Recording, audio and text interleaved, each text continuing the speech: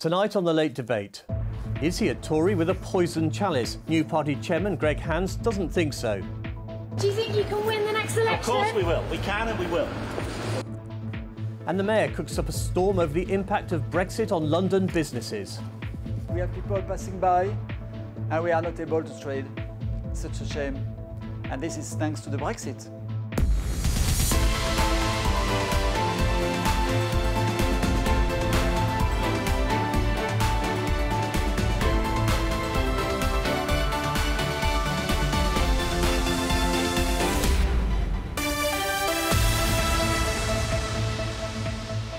Good evening and welcome to The Late Debate. There are many tough jobs in politics, but one of the most challenging right now must be chair of the Conservative Party. Whoever takes on the role has responsibility for winning elections, and if the polls are right, the Tories have a mountain to climb. When Nadhim Zahawi was sacked last month over his tax affairs, Rishi Sunak handed the job to Greg Hands. The MP for Chelsea and Fulham has been in and out of government, holding several ministerial posts, including Chief Secretary to the Treasury, and serving under 5 Prime Ministers. He became an MP in 2010 after 14 years as a councillor in Hammersmith and Fulham. And I'm pleased to say Greg Hands joins me in the studio now. Greg Hands, welcome to The Late Debate. Thank you. Is it a poison chalice? No, it's a great job. It's a great opportunity. Obviously, the Conservatives had a difficult year last year, but now under Rishi Sunak's leadership, we're in the right place. The polls, Rishi polls well, we're polling better on economic competence. We've got all to play for an election next year. And what goals did the Prime Minister hand you? Well, the goal is very straightforward, is to win the next general election, to make sure we do well in this year's local elections, which are not in London but in parts around Well, they're in the London. home counties, and that's your first big test. How are you going to tackle those? Well, I think in the home counties, one of the key messages we're going to have is against Mayor Khan's ULEZ, for example, which is very, very unpopular in outer London, very unpopular in the area around London. That, I think, will be one of our key messages, is to send Mayor Khan a message. Otherwise, it's going to be showing competent, good, well-managed Conservative councils, typically councils which tax you less but provide better services. But in the home counties, your challengers are the Lib Dems, not Labour, so you can blame Sadiq Khan as much as you like. What you're really worried about there are the Lib Dems moving into the blue wall.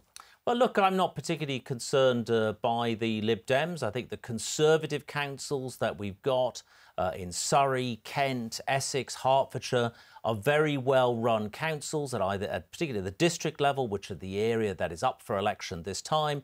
And we're looking forward to defending those councils, getting out there, defending a very good record of lower tax, better services, Conservative councils. How do you define success? What's an acceptable level of losses?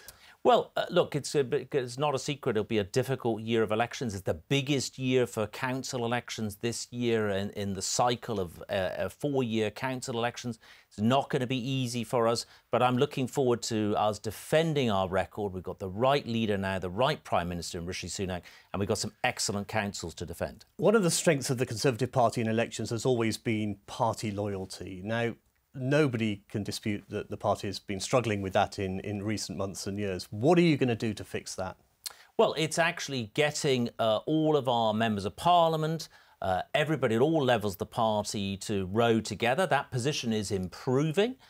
Since Rishi Sunak took over, I think we've got the right person now as Prime Minister. The Parliamentary Party is rallying around, backing our Prime Minister, backing that Conservative message. And people know that they've got local council elections coming up and a general election next year is helping to focus that message. And also, to be frank, I don't see Keir Starmer and the Labour Party getting cut through. In all my time on the doorstep, I've yet to meet a single voter enthusiastic about Sir Keir's message or the Labour Party's message. So I think it's all to play for. There's a huge number of don't knows, undecideds out there. We need to win them for the Conservatives. Labour says they're not complacent. You can't be complacent either. You say because Sir Keir Starmer's not getting cut through, but you've got a long way to go, surely. We're definitely not complacent. That is why Rishi Sunak laid out in his 5 priorities in January, the 5 immediate priorities: halving inflation, restoring growth, cutting debt, cutting waiting lists for the NHS and stopping the boats. Those are the Prime Minister's 5 priorities. I think those are the people's 5 priorities as well. You heard Sir Keir Starmer's 5 missions today. Well, the thing about Keir Starmer is whenever he makes a pledge, you can never be sure he's going to actually deliver on it. He's pledged before a second referendum on the EU. He's changed his mind on that. He's changed his mind on private sector involvement in the NHS. He's changed his mind on tuition fees. He's changed his mind on virtually everything. You cannot believe a pledge coming from Labour under Starmer. After the local elections in the district councils this year, you've got to look ahead to the mayoral election next year. What are your plans for choosing a candidate? Well, look, we'll have to see. We haven't started that process yet. We've always had strong candidates for the Conservatives. It's a difficult race to win. The incumbent in all the mayor contests there's ever been before, the incumbent has only lost once. So that is going to be not going to be an easy contest for us. But I think particularly with Mayor Khan, he's got himself into a position where he's cutting public transport. He's cutting buses in my part of London. I'm trying to save the 211 bus route. He's cutting back on public transport. Yet equally hammering car drivers through his ULEZ, a botched consultation in relation to the run-up to the ULEZ, and making it very, very expensive for everybody, and increasing his council tax at a time of a cost of living difficulties facing people. Mayor Khan is definitely the worst choice for London. You say that it's never easy to get rid of an incumbent. You seem to accept that it is a big challenge, but do you think it is winnable for the Tories? It's definitely winnable. It's definitely winnable. It's a race that we have won twice before. We did much better last time under Sean Bailey than anybody was expecting. It is definitely a winnable race for us, particularly given Sadiq Khan's very bad record as being mayor, very bad record, raising tax, cutting public transport, hammering private transport, being terrible on crime, all of the key things you'd expect a London mayor to deliver on, he is not delivering on. Can you describe the perfect Tory candidate? Well, I think it would be somebody who gets cut through with the electorate. It doesn't need to be necessarily a big name. It needs to be somebody who's going to campaign really hard and raise that prospect of a well-run Conservative mayoralty. And come the general election, will you use the undoubted campaigning skills of the Member of Parliament for Uxbridge and South Ruislip? Undoubtedly. Boris is a great asset to the party when it comes to campaigning. Again, somebody with an excellent track record in London, twice elected Mayor of London. Of course, we'll be making use of Boris as a campaigning asset for us. And your Deputy Chairman, Lee Anderson, keep him on a tight rein or unleash him? Well, Lee is a very important part of the broad Conservative Party church. You know, we are a broad church. Lee gets cut through with voters, speaks to people pretty directly in a way that people understand. He's also an asset to the party. I'm in the business of bringing people into the party and getting a variety of people out there putting a core Conservative message out in support of Rishi Sunak. But you don't agree with everything he says? Well, look, I don't agree with everything that he says, particularly in relation to capital punishment. I'm opposed to capital punishment. The government is opposed to capital punishment. But I think to have a view in favour of capital punishment, look, a large part of the population in the United Kingdom believe in capital punishment. It's not a fringe view. It is a view that both the Prime Minister and I disagree with. But again, as Lee Anderson said, it's not a view that is likely to get voted on in favour of in the House of Commons. Final question, Greg. Do you worry about your own seat when you have to put so much effort into campaigning for the National Party? I campaign really hard in Chelsea and Fulham, as local people know. I've got a variety of campaigns at the moment, saving the North End Road Post Office, saving the 211 bus routes from Sadiq Khan, making sure the Hammersmith Bridge gets reopened. The Hammersmith Council finally reopened the bridge to cars, buses, emergency vehicles. I work very, very hard in Chelsea and Fulham. I never take anything for granted. Greg Hands, thank you for coming in to talk to us this evening. Now, it's 3 years since Britain left the EU, and as if he's not got enough on his plate, London's mayor thinks it's time for a fresh debate about rejoining the single market. His argument is that Brexit has caused immense damage to London's economy. It's the middle of the day, in the middle of the week, and the tables are set. But at this Michelin-star restaurant on the edge of the city, no one's coming for lunch. It's lunchtime, and the restaurant is closed. We have people passing by, and we are not able to trade. It's such a shame. And this is thanks to the Brexit. The owner, Pascal, can't do a lunch service because he hasn't got enough staff, and he blames Brexit.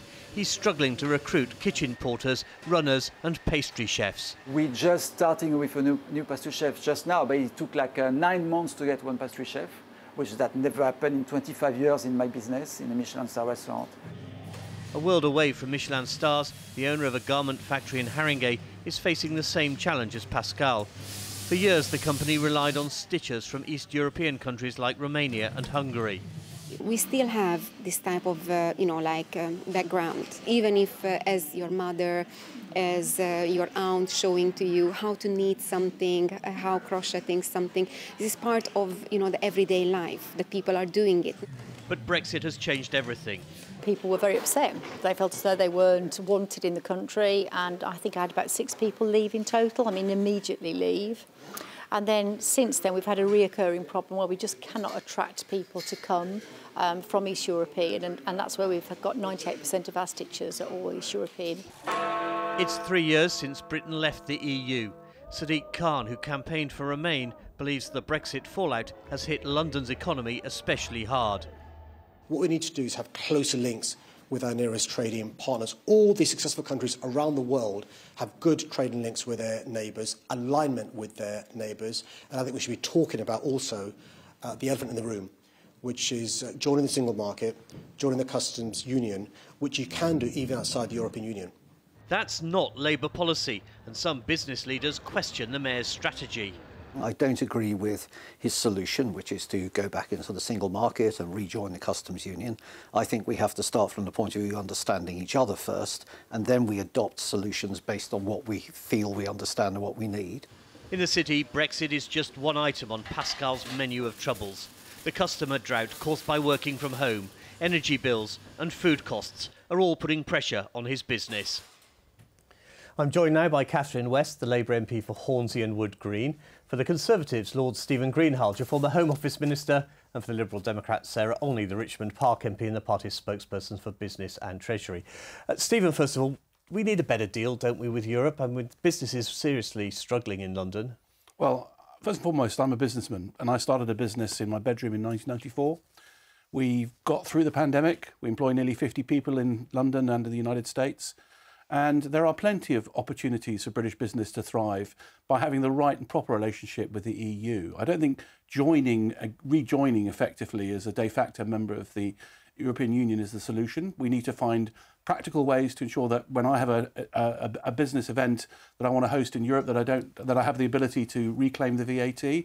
There are practical measures. There are opportunities outside the EU as well. So I'm not as bearish, and I don't think we need to go back to the future. We can look forward and think globally. Sarah, the Lib Dems campaigned at the last election to rejoin the EU. Where does the party stand now? Well, we're still absolutely committed Europeans. We want the UK to be at the heart of Europe. Obviously, we never wanted to leave in the first place. I think what's really, really critical is that we start to rebuild that relationship with the EU, that we start to become a partner that they can trust again. And I think over the last 3 years in particular, and the way that Boris Johnson has approached and his terrible deal that he negotiated with the EU and all the damage that it's caused, we need to start with rebuilding trust with the EU, between the EU and the UK. We need to start looking at some of the ways that we can improve the deal that we've got, because it's badly affecting so many businessmen across London, so many businesses across London, our farmers, our fishermen. There are so many people who are suffering because of this terrible deal that Boris Johnson has landed us with. Is Sadiq Khan speaking for London?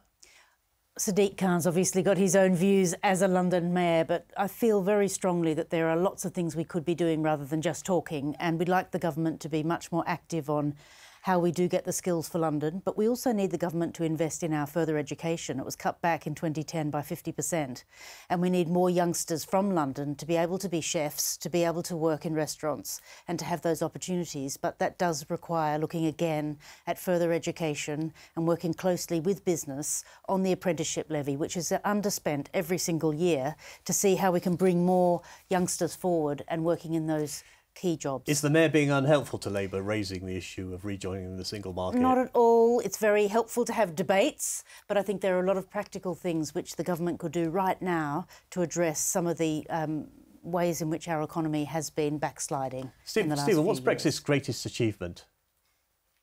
Well, look, I'm not going to start answering a glib question like that. I actually campaigned Remain when it came to the referendum. But I'm also a Democrat, and we lost that debate. And so I think that Brexit's greatest achievement is yet to come. It takes time. We're always going to have a semi-detached relationship with Europe. not a detached one where we're fully a member, or not a member at all, have no relationship. We're always going to have a relationship with the continent of Europe. I'm half Austrian. Many people in London could get an EU passport if they wanted to. I could. But the reality is that Brexit's opportunities are there before us and will take time to realise, and the government will realise it. There's something else I'm sure all three of you want to talk about, because Britain's post-Brexit relationship with Europe, of course, isn't at the top of Sadiq Khan's in trade. Probably occupying far more of his time is the growing opposition to his plan to extend the ultra-low emission zone. It featured heavily in a debate about the Mayor's budget at City Hall today. Given the huge cross-party public concern around your expansion plans, given the request to delay this scheme from your own MPs, will you finally listen to Londoners and cancel these damaging plans? I'm quite clear on whose side I am on this issue, as I've been on other public health issues, from smoking in public spaces in 2006 to banning the adverts of foods high in fats, sugar and salt in 2019. To introducing the ULEZ when I first did so in the face of opposition from the Conservatives and others, all phases of ULEZ. I'm quite clear it's the right thing to do to improve the quality of air in London. Well, to paraphrase your earlier comment, Londoners hate this policy and you don't care. Catherine, is that true? I think this is the second stage of what was very successful in terms of air quality. So many Londoners are breathing better air in the inner zone. Moving it out is hard during a cost of living crisis, but I still think it's the right thing to do. And often in politics, you do have to do the right thing. But is Sadiq Khan in trouble? No, I think people who will... If the scrappage scheme is added onto by the government, if the government can add to that scrappage scheme, then I think a lot of people do wish to have a newer, more green vehicle, and I think that's the way to pitch it to Londoners. Also, I'm a parent of somebody who has terrible asthma, and some nights I just fall asleep wondering whether my daughter's her asthma is going to actually, be that thing which takes her from me. So I think anyone who has known a child or who has a family member with very severe asthma, we have to deal with these public health challenges. And I think the Mayor's been quite gutsy about that. You can understand parents like Catherine worrying about asthma, but do you think Sadiq Khan is right to say the answer to all the opposition to ULEZ is for the government to fund more scrappage schemes? Well, no, I don't. And I'm also a parent. I've got 3 kids. I worry about air quality. No one in seriously going to say we don't want to have better quality air. The question is, well, how do we achieve that in a way that is dealing with the issue that Catherine mentions, which is a cost of living crisis? Now, in inner London, air quality is considerably worse than outer London. And the benefit of bringing ULEZ is very, very questionable. It's very marginal. And I'm not an expert in this, but there are very much smarter ways of improving and reducing particulates from fuel that don't really involve a cash grab for TfL. So always looking, I think a mayor that's always looking to central government to bail them out is a weak mayor. Sarah, the Lib Dems proposed a number of amendments at City Hall today to try to get the mayor to adjust his plans. They lost. It looks like it's going ahead. Do you think the battle is lost? Well, I think what Caroline Pidgeon, our Liberal Democrat Assembly member today, was really keen to see 50 million more going into public transport for outer boroughs. And for us, that's absolutely crucial. In my constituency, we're seeing quite major cuts to bus services. And that's just completely illogical when the mayor wants to get people out of their cars and using alternative forms of transport. So what we want to see is better measures for public transport. We want to see the scrappage scheme boosted. Ed Davey earlier this week was calling for the government to fund a scrappage scheme for people in the southeast who need to drive into London for their work. Because in my constituency, so many of our teachers and our nurses are coming from outside London. And if they've got non-compliant vehicles, that's going to be a real problem for them, but then ultimately for our public services. So we want to see a better implemented scheme. We'd like the mayor to take more time over implementing the scheme to give more people more options and more opportunities to switch their vehicles. The trouble is that these are both jammed tomorrow, and really with the air quality crisis that we have with 4,000 deaths a year of Londoners and with the levels of stunted lungs that we have in our children, we absolutely have to be urgent about this, and I think we really have to be. But it will have a better chance of success if we've got a better scrappage scheme and if we're investing in public transport. That is absolutely critical. This government is not going to give £1 million to the mayor. I don't think. I would love the mayor. I would love all 3 of us to get together and ask the government for another £1 million. I'm not going to join you because he's not going to ask for that. Well, no, the public health crisis is in air quality with the 2.5 particulate matters is all the PM 2.5s is in inner London. The benefit in outer London is marginal. There are people that don't have compliant vehicles that'll be paying £12.50 a day. There are ways of adding green fuel additives that reduce particulates How by 60%. many more children have to die of asthma? No, but that's a line to get you to buy into a cash grab for a bloated organisation like It's TfL. not a cash grab. The money goes back into buses and public hang on. transport. It's all about fueling TfL. That is the most wasteful And organisation I've known. TfL uses I spent money 4 for years. more I trains spent for 4 years teachers to in City get Hall. in, more money to give City discounts Hall, to people City on Hall buses. this is all to about fix City up Hall our wanting to raise money potholes. for TfL. It does nothing So for air quality. If you want your potholes fixed, some of the money from ULEZ can be spent on surface transport. I don't bring a tax on poor... London's can ill afford it to pay for potholes. That is completely ludicrous. But the money that comes from ULEZ gets recycled into transport No, it projects. gets spent on the wasteful overhead of TfL and a few pennies go on something else. Up front so that people can plan to make the That switch is not from going to their happen under cars. this government. No, the Mayor has the money available. That's what Caroline Pidgeon's amendment was about today. There's an extra 50 million that we could be spending on buses this year and reverse the cuts to the critical bus services in my constituency that have just been brought in. The priorities of London families in his heart. People and in he's outer introduced London Not the need people their who are cars. using buses He's in my introduced the school constituency. meals and used that 50 million to put towards the school meals, which is a fantastic positive programme. Catherine, the Conservatives suggested today one answer is to postpone the expansion until after the mayoral election next year and let Londoners vote on it. The trouble is 4,000 people die a year, and Chris Whitty, who is the most senior scientist in this country, has given a big tick to these sorts of schemes, whether they're in London, whether they're in Manchester, whether they're in Edinburgh. And sometimes in politics you have to do the right thing. Well, I remember, I have to agree that ULEZ has worked as a central bullet zone. I was against the congestion charge zone in theory, and Ken was right. The central congestion charge zone was right. I was wrong. That's a good admission. I'll accept that. But the I'll western, take that. But the western extension of the congestion charge was wrong. It was a bridge too far, and I believe an expansion around an area which has significantly better air quality is a bridge too far. London is in outer London. I grew up in outer London. You need a car. It's not like Islington. You can't just rely on public transport. Elderly people need cars. The reality is that in order for people to live in that part of the city, they need their cars. A lot of them can ill afford. Will raise money which goes back into Hang buses. on, I know, but that's taxing people who can ill afford to pay a daily tax. You've got to recognise people who are outside London have to pay a tax. Stephen, I'm afraid I'm going to have to stop you there because we've run out of time. Sorry about that. And that's all for tonight. Thank you to my guests, Catherine, Stephen and Sarah. Also, thank you to Greg Hands. We'll be back next month on the day after the budget. Until then, good night and thank you for watching.